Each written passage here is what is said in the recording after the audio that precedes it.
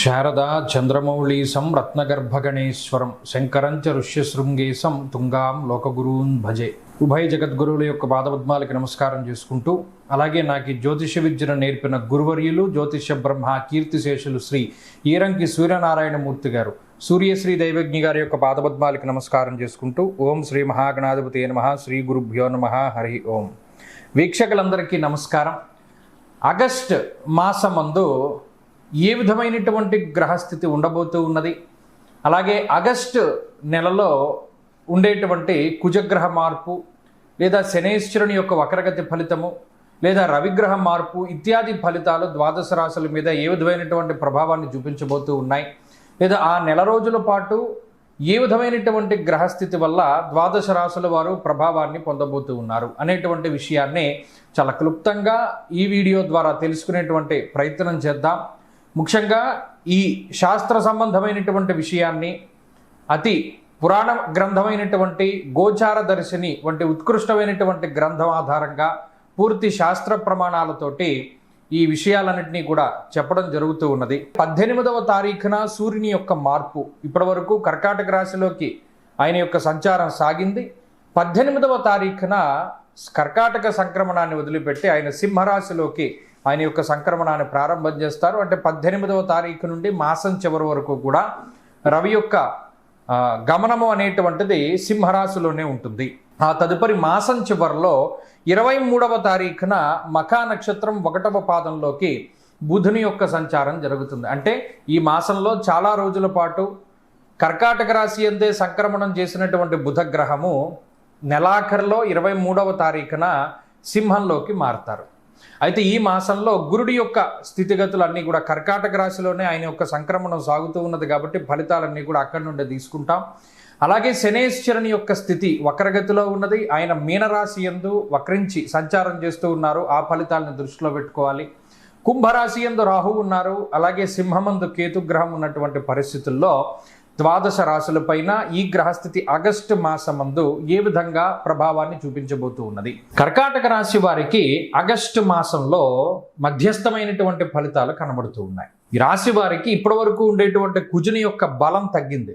జన్మ రవి యొక్క స్థితి ఉన్నది. ఇప్పుడు కుజుడు వ్యయస్థానంలోకి వచ్చి ఉన్నారు. ఇప్పటికే అష్టమంలో రాహు ఉన్నారు. శనేశ్వరుడు వక్రగతి ఫలితాన్ని ఇస్తూ ఉన్నారు. 9వ స్థానంలో ఉండి జన్మంలో గురుడు ఉన్నారు. అంటే అన్ని విధాలుగా గ్రహాలన్నీ కూడా ప్రతికూలంగా ఉన్నాయి. ఇందులో యోగించే గ్రహం ఏముంది అంటే 9 గ్రహాల్లో ఏ గ్రహము కూడా కర్కాటక రాశి వారికి యోగించడం లేదు. మరి ఇది ఇబ్బందికరమైన సమయం కదా.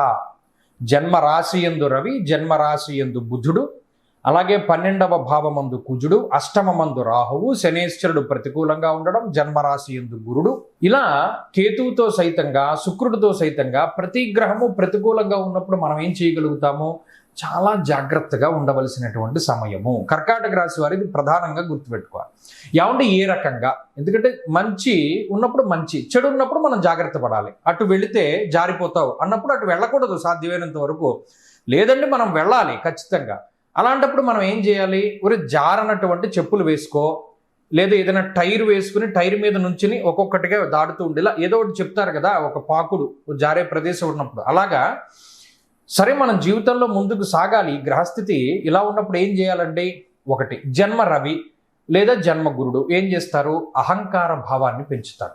ఒక రకమైనటువంటి అహంభావం పెరిగిపోతూ ఉంటుంది. నువ్వేంటి నాకు చెప్పేది, లేదా నువ్వు చెప్పేది నేను వినడమేంటి, నేను చెప్పింది నువ్వు వినాలి కదా, లేదా నేను చెప్పింది చేయాలి కదా అనేటువంటి భావం పెరుగుతుంది. అటువంటిది పెరిగినప్పుడు దాన్ని తగ్గించుకోవాలి. ఒకటి, ఉన్నతాధికారులతోటి మాట పెరిగినప్పుడు మన తప్పున్నా లేకపోయినా అక్కడ మాట్లాడకూడదు.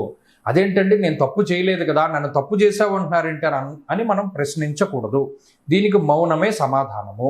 తోబుట్టువులు, అన్నదమ్ములు లేదా కుటుంబ సభ్యులు ఎవరి నిందారోపణలు చేసినా మాట్లాడకూడదు. ఏమన్నా మాట్లాడకూడదు అంటారు, మనం ఏం చేయలేదు కదా అంటే ఇప్పుడున్న గ్రహస్థితిలో మీరు ఏది మాట్లాడినా మీరు చెయ్యని తప్పు కూడా మీరు చేసినట్టు అవుతుంది. అటువంటి గ్రహస్థితి కాబట్టి చాలా మౌనంగా ఉండడం చెప్పదగినటువంటి సూచన.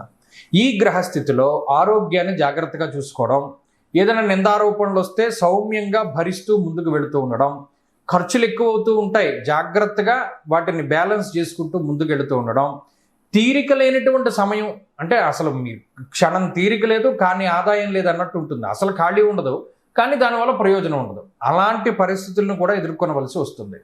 బంధుమిత్రాదులకు కానీ లేదా ఇంకొకళ్ళకి కానీ ముఖ్యంగా భార్య తరఫు బంధువులకు కానీ మీరు చాలా చులకనగా మారుతూ ఉంటారు. అయినప్పటికీ మాట్లాడకండి. ఈ ఒక్క నెల మాట్లాడకండి. ఈ నెల గనక కొంత సౌమ్యంగా ఉంటే వచ్చే మాసంలో అద్భుతాలు వస్తాయి. ఈ మాసం అంతా ఏం చేయాలండి? చాలా అద్భుతమైనటువంటి ఈ దోషాలను పోగొట్టేటువంటి పరిహారం ఒకటి చెప్తాను, అది జాగ్రత్తగా మీరు చేస్తూ ఉండండి. గణేష పంచరత్నము, ముదాకరాత్తమోదకం. చక్కగా గణేష పంచరత్నం ఉంటుంది. ప్రతిరోజు పొద్దున లేవగానే చదువుకుంటూ ఉండండి.